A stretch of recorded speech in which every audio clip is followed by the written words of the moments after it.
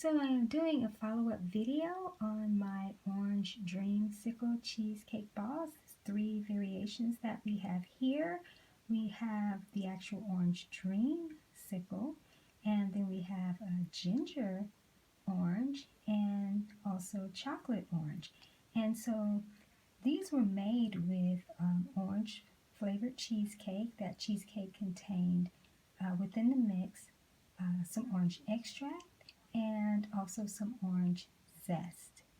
And then there's a nice Dreamsicle cream cheese icing that was made that they were frosted with. And then they are coated with these cookies. So here we have the orange Swedish thins and also the ginger Swedish thins. And then we have brownie crisp cookie thins. And so those are what they were coated with.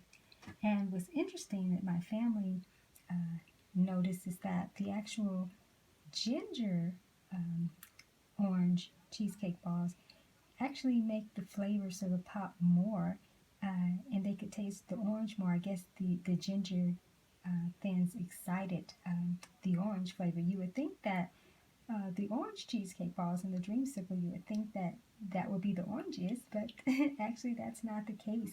So if you happen to make these, which I'll have the recipe below in the description, and you kind of notice that too, that of course the orange tastes really orangey, but the ginger really excites, the orange. And so I wanted to just feature these. I'm going to come back and do another follow-up video with some simple decorative plating. And so I just wanted to feature these, really simple to make. And so yeah, I just thought that I would just share these. And again, I'll have the recipe in the description below.